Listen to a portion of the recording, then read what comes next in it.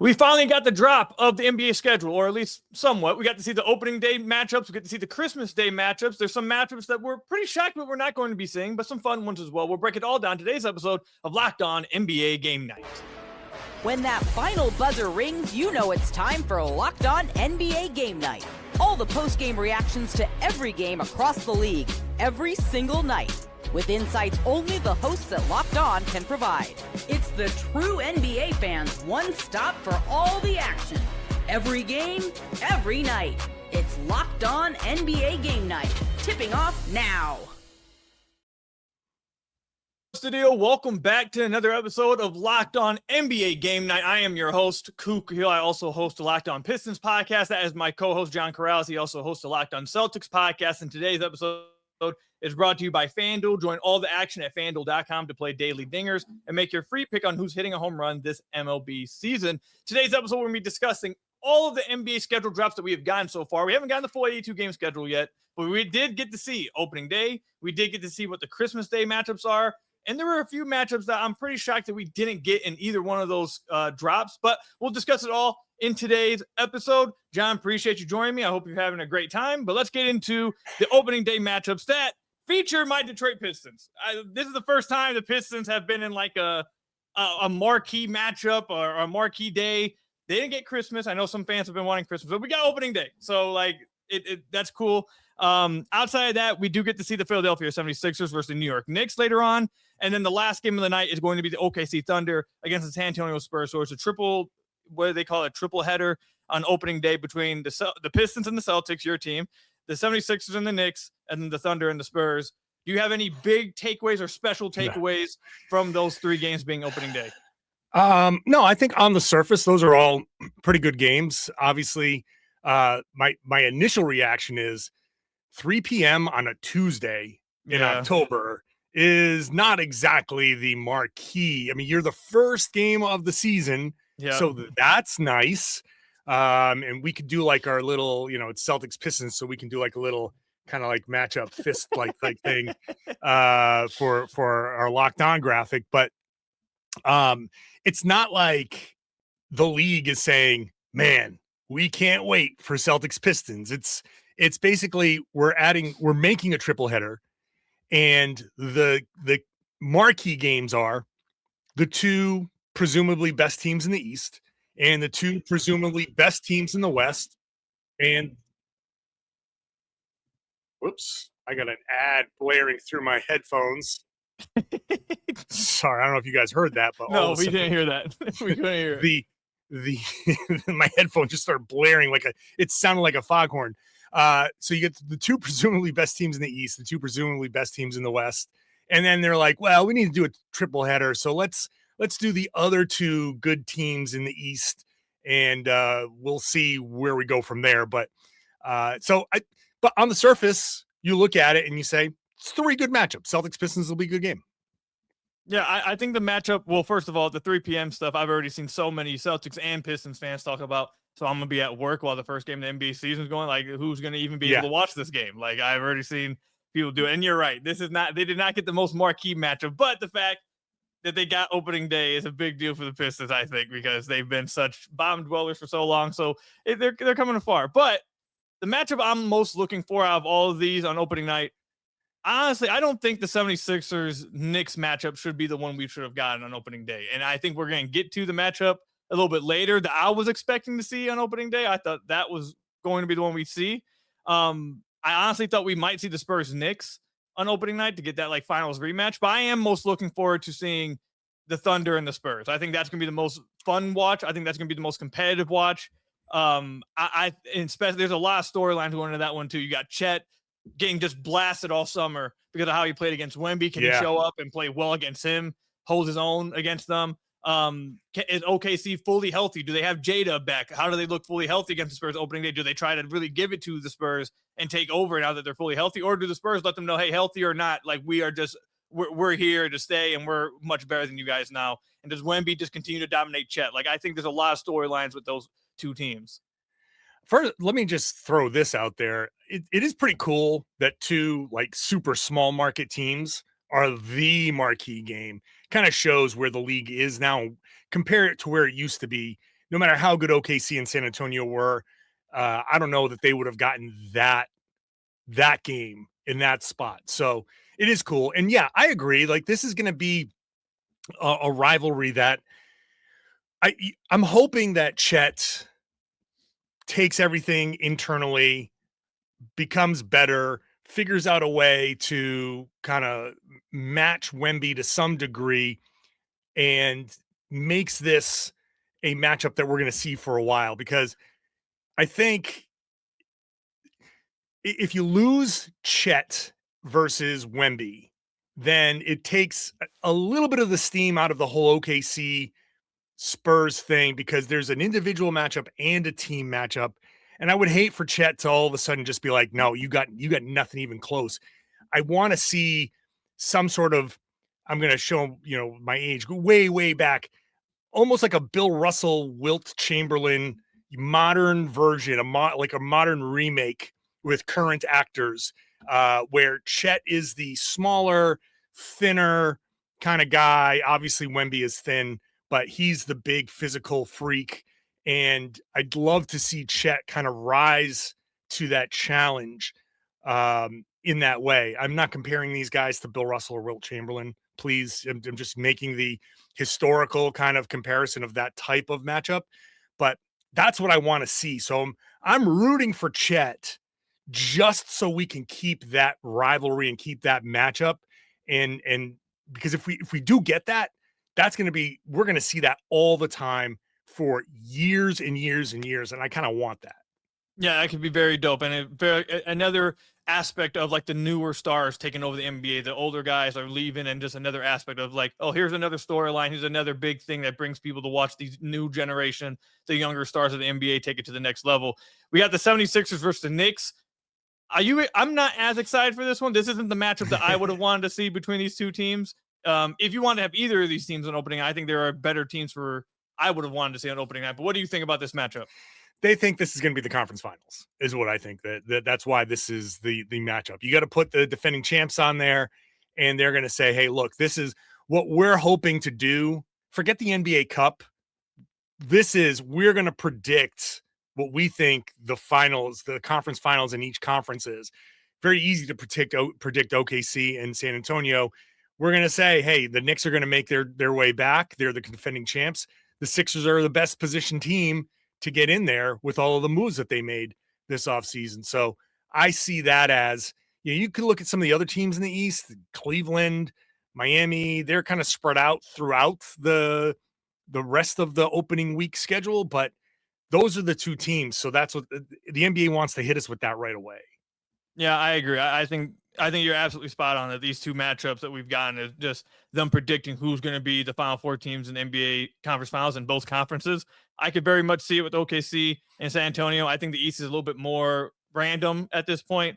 But there are matchups that we're going to get to a little bit later in the podcast. I think would have been better for either of these teams. I think it would have been even more fun to watch opening night. But let us know what you think about the opening day schedule. Pistons, Celtics, then 76ers, Knicks. Then you got Thunder and Spurs. What matchup are you guys most looking forward to? But coming up, we also got to know what the matchups, for Christmas Day are.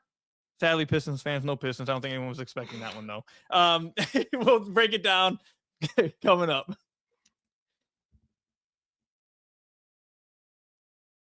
Today's episode is brought to you by FanDuel. Baseball fans, if you think you know who's hitting a homer today, FanDuel is giving you a free chance to call your shot with daily dingers. It's easy to play. Just make your free pick for who you think will hit a home run in their game. If you're right, you'll receive a profit boost or use on your next bet for a chance at extra winnings. Best of all, you can make a free pick every day throughout the MLB season. Daily Dingers is another fun way to stay engaged with every day's games, whether you're following your favorite team or keeping an eye on a matchup across the league. Every game has someone capable of going deep. Now you get the chance to make your prediction before the first pitch. Sometimes the hitter who's been on a hot streak, a favorable pitching matchup, or even a ballpark that tends to give up home runs. Those are always the first things I look at before making my Daily Dingers pick. And something else I've been looking at, I'm not going to lie to you guys, I'm a big Max Clark fan now. He got called up to the Tigers. So now anytime the Tigers are playing, I'm just looking at his over-under. I'm looking at everything with him on FanDuel. And I'm usually acting pretty positive, which was working at first.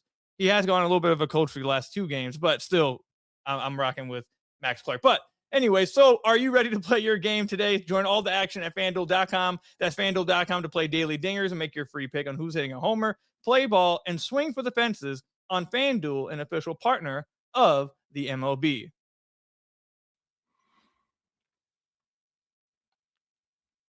We want to thank you guys again for making Locked On NBA Game Night one of your favorite listens of every single day. We got another aspect of the schedule drop. We have not gotten the full 82 games yet. I don't know when we're going to get more of that. I saw a few teams hinting that we might get it by the end of the week. That will be super dope to see where everyone, what our individual teams' schedule will be looking like, obviously. But we got to see Christmas Day this upcoming year. Now, I think these are some really good matchups aside from one. And John, I don't know if you want to guess which one I think is a just straight up bad game, I think. But we got Spurs Knicks. We got Heat Celtics, we got 76ers Lakers, we got Thunder Timberwolves, and then we got Nuggets Warriors. So which one is your favorite matchup? What do you think of the day slate? And which one do you think is just a bad one? Okay.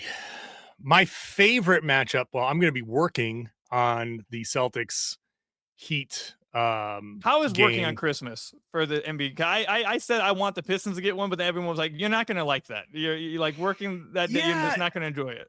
It ends up just being a regular old day. You especially 2:30 game. I got to get to the arena probably around 12:30 or so, 12 probably. And so you wake up, you have some breakfast, you're like, hey, Merry Christmas, everybody, bye.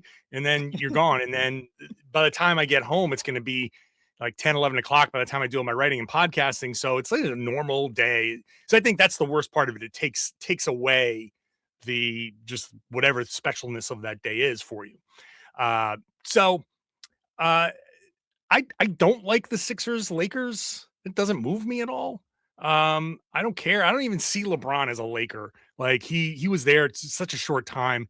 That's not where when we go through all the memories are going to be Miami and Cleveland.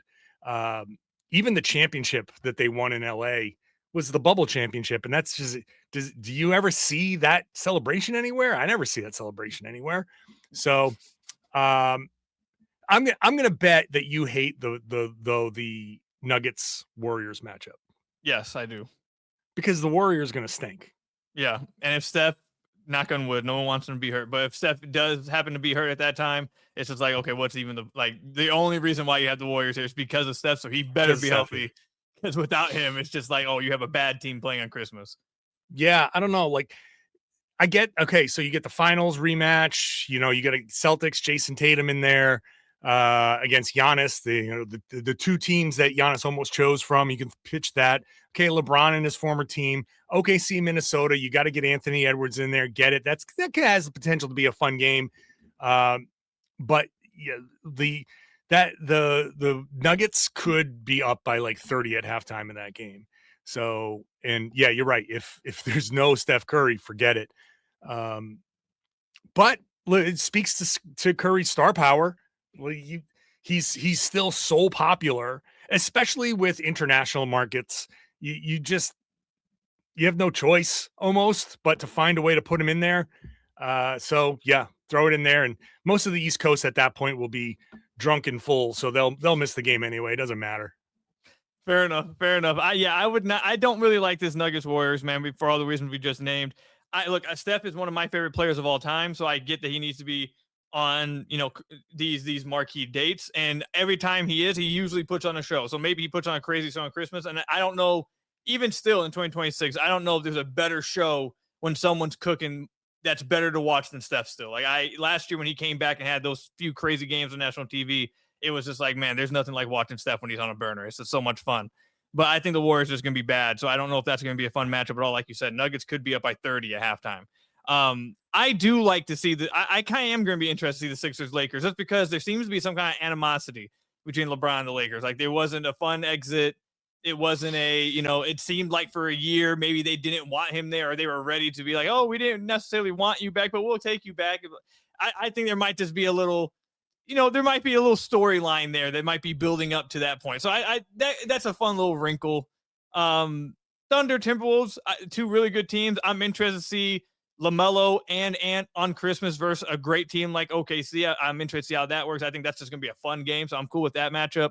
Heat Celtics, I really like because, again, like you said, that was the team that almost traded for Giannis, decided not to trade for Giannis. Giannis in Boston, how's that going to go? Are the Heat a good team at that point? I think that could be a really good game. And then, obviously, the rematch with the champion Spurs Knicks. I think that was the matchup I actually thought we were going to get on opening day. I was shocked we didn't get it. But I think that's going to be an incredible matchup as well because they're obviously the finals rematch.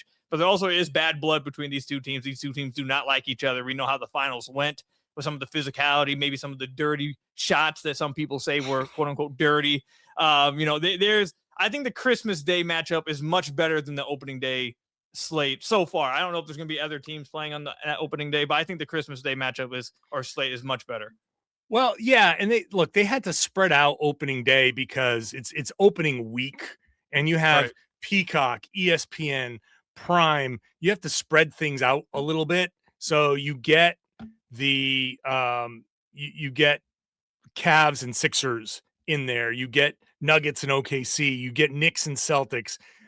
They tossed the Rockets in there on that Friday for Prime, I guess. I mean, somebody's going to believe in the Rockets at some point, so. But yeah, they're doing that game in Austin, Texas. So that's going to be interesting. But yeah, so they spread out the opening kind of day schedule. I don't think they want to go east-west too much there on opening, on the opening week. You do have Minnesota at Miami. So there is an exception to that, but, I don't know. It's obviously Christmas is like as everybody says, the unofficial first day of the season. So you do your opening day matchups, you throw that out there, you're competing with football. You kind of like set a tone and people kind of tune in and out. Christmas comes around. That's when people really, really tune in. So that's why you get these matchups on Christmas, in my opinion. Is there anyone or a team that you're shocked that is not on Christmas Day or a team or player that you thought they would want to see on Christmas Day that isn't listed here? It's a good question. I'm surprised we didn't see any of the rookies. These highly touted, you didn't see AJ Dybantsa anywhere in any of these games, even in like, okay, how about Amazon Prime instead of Rockets and Spurs? Why not do like a Jazz in Spurs or Jazz and Rockets? I know you want to get the Spurs. Everybody wants Victor Wembanyama, but like, can you fit the Jazz in there somewhere? Can you fit the Wizards in there somewhere? They're not going to be the tanking teams. They're going to actually be decent. So you're not just automatically putting a blowout on TV. I'm just surprised that we didn't see somewhere in here the league be like, look, we've got highly, highly touted kind of NBA ready rookies. Let's start to feature them a little bit more. Maybe not Christmas, but somewhere in opening week would have been good, I think. So you mentioned this team. Not because I think this team is going to be super monstrous or they're going to be a real contender or whatever. I'm shocked they don't have KD on Christmas. Steph, no. LeBron, yeah. KD. I thought that those guys are always going to be like, oh, we need those guys. Those guys are still the they're still not the faces of the NBA, but they're like the guards of the old guard of the NBA that everyone's still such big faces and such popular guys. You got Steph on there. You got LeBron. I really thought they would have KD as well. So I was kind of shocked that Houston wasn't on Christmas Day. Yeah. How about Cooper Flagg? How about Dallas somewhere? And I know Dallas is I don't know where they're going to be in the standings by then, but you're marketing individuals. You're marketing these guys, and a guy like Cooper Flagg, even on a bad team, has a chance to put up a 50-point game. I mean, he has one already. Yeah. So you put up a 50 spot. Again, I understand it's OKC. Who do you take off? That's always the question. Who do you take off that schedule? Because on Christmas, you got the champs, you got Wemby, Giannis, the Celtics and Jason Tatum, the Sixers and all those guys, Lakers. So those all make sense. Anthony Edwards is just massive in popularity. OKC is, Shai, Jokic, Steph. Like, who do you not put on Christmas to put Cooper Flagg and AJ Dybantsa, and Boozer and like those? So it is hard to kind of shoehorn these guys in. You'd have to kick out one of the old guard And right now, these old guard guys are still super, super popular. It's almost like you go to a movie studio and you have a great new idea and they're like, yeah, love it. Also, Marvel movie still makes money. We're just going to make another Marvel movie one more time before we do your thing, because we know we can like your thing can still make money for a while, but this still has value. We can squeeze blood from this rock. And so we will until we can't anymore. And I think that's just where they're going. Even though I think we basketball nerds want to see some of this young blood in there to just kind of move the league forward a little bit. I have a better example involving the MCU. It's like in the intro to the movie, how they have like all the past movies, and in each letter it has like one of the past heroes or whatever, like the MCU heroes in the intro before they get to the movie. It's like when it's for a few years there, even after Endgame, they still were having like Robert Downey Jr. in like the intro, and Chris Evans and all these guys. Like, oh, these guys aren't even in the MCU anymore. This guy's dead. But like, oh well, and they're still like who everyone associates with the MCU. Oh, what do you mean Eternals? Why would we put the Eternals in this intro? Like, why is this like? That's kind of how it's like. But we'll see how it goes on Christmas Day. I do think that I'm interested to see how many like just national TV games some of the young guard get. Like, which ones do the NBA seem to believe in? Like, do they believe in Cooper Flag as like a next face? Does he get some of these national TV games? Does AJ Devanza get some? Like, I do think they need to find some of the young guys some time to market to this new audience, but I'm interested to see how many they get and which ones they really push. So we'll see what happens. But coming up, matchups we believe that maybe should have been on either opening day or on Christmas Day. We'll discuss it and break it down coming up.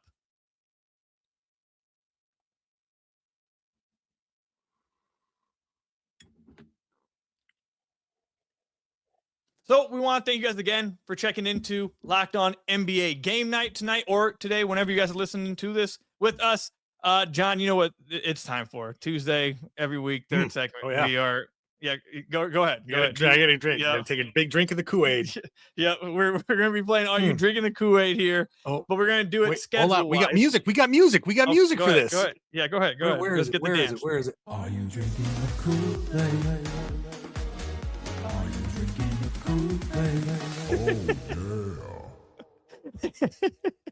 All right, we're playing. Are you drinking the Kool-Aid? Let's start with this, and this one might just take up the whole segment. We'll see. Who knows? We might have one question. I think I know where this is going. Yes, right. I think you do. Jaylen Brown versus the Celtics was not on either day. Not opening day. It was not the Christmas day. I was willing to bet almost my entire bank account we were going to get this on an opening day game, or we were going to get this on Christmas. John, are you drinking the Kool-Aid that the NBA made the right decision to not put that matchup on Christmas Day or opening day? Well, I think from a Boston perspective, I think they made the wrong decision, but clearly the message is Jaylen Brown doesn't sell. Jaylen Brown versus the Boston Celtics is not in the league's best financial interest. Why do these games show up on these days? These are the marquee days. These are the games that I just said that about some of these other guys. LeBron sells. People will watch LeBron. There are people who are casual fans don't even know who Jaylen Brown is. You know what I mean? Like there's the super casual. You have the game on Christmas. Your uncle who barely watches the league will know 5 players, right? Maybe. And he'll say LeBron and Steph Curry, and he'll throw Michael Jordan in there, and he'll mispronounce 2 other guys. And you'll be like, okay, close enough. I'll give it to you. That Giannis and Canampo. Yeah. Thanks, Uncle Bob. Yeah. Him too. Yep. That guy. So they don't know some of the secondary stars in the league, and they want that guy watching. They want that guy to sit there and not be like, can we put something else on TV? So Jaylen doesn't move the needle. He moves the needle in Boston. That's going to be a big game back here whenever Jaylen comes back to Boston. And they have 2 preseason games, which is kind of bizarre. So that might have taken some of the steam out of this. Whenever Jaylen is back, I know my job's going to get harder because normally I get the pick of my seats in the media room, and it's going to be super crowded, and it's going to be 20 TV cameras, and it's going to be the biggest story in town. But people in Idaho don't care about that storyline. They care about LeBron, they care about Steph, and that's why the league did what they did. And I always wondered when LeBron joined the Sixers, because his star is so big, you could put him on any team and they'll be on TV. If LeBron didn't join the Sixers, I wouldn't be surprised if they turned Sixers-Celtics into a more compelling thing and tried to pump that up. But when you have the option of going, oh, well, LeBron's here, I might have mentioned it on this podcast or somebody else or my own podcast. I was always curious about what Jaylen Brown would think if they did Sixers at Lakers. And there we are, Sixers at Lakers. And not only that, Koo, Celtics were not on Christmas last year. Jaylen Brown was the sole star on the team, and they were not on Christmas Day. Now he's gone, and Jason Tatum is the sole star, and they added a couple of pieces, but, you know, still it's Jason Tatum. They are on Christmas. So the league is subtly sending Jaylen Brown, not specifically to him, but by the way they did things. The message to Jaylen Brown is, I'm sorry, buddy. You can be great and think you're great and think you're a first-team All-NBA guy perennially, but you don't move the needle. You don't sell ads on Amazon Prime. No one's turning on. No one's asking, where's this game? I got to see it, and figuring out subscribing at the last minute to Amazon Prime because Jaylen Brown is going back to Boston. That's just not what's happening. And so they go with the proven formula. And that, I think that's just at the heart of it all. I think your point of the Sixers did get on Christmas Day, but it was for the Lakers. So they picked LeBron, like LeBron's return to LA was the bigger story to them. It was that's going to be the bigger pull there, the bigger market in LA. The Lakers and Luka, you get Luka on, and we didn't even mention him. Luka's going to be on Christmas Day. And you get LeBron's return. They felt like that was the bigger draw than Jaylen Brown going back to Boston. And I think saying it out loud right now, probably right decision. Saying it out loud, it's like, okay, yeah, I agree with that. Fair enough. But going into it, when I got the Shams notification, I'm like, okay, opening day. Oh, okay. No Sixers Celtics. Okay. Then Christmas Day came. I'm like, okay, no Sixers Celtics. Oh my God. Like, I was shocked. I thought 100% this was going to be something they've tried to milk or really tried to put on the national stage like that, because it's been so much of the dominant story this entire offseason, which I guess to your point again, like, it was the dominant story of the offseason until LeBron went to Philly. And even if LeBron's not a top 10 player anymore, top 15, whatever, like, even if he's not one of those guys anymore, he's still LeBron James, and his storylines take precedent over everyone, or takes, favorite over everyone else. And I think they probably made the right decision here, but I was utterly shocked that they did not do it. When I first saw it, I was like, damn, they missed one with that. But do you think the Sixers Celtics game, whenever they do play, will be on national TV at least? Like, do you think they'll? I think so. It's just going to be like a Thursday night game or something. It's just going to be one of those games that's on, and it'll be pumped up. It'll be a big deal. It would be. I mean, come on, what a slap in the face that would be if that's not even on national TV. Like, I mean, they that it would be hard if I'm Jaylen Brown not to take that personally. But look, I want to share my screen real quick, because this is the, do you see the, oh yes, I do see it. Here we go. So look at what they did. You had Celtics Pistons on opening night.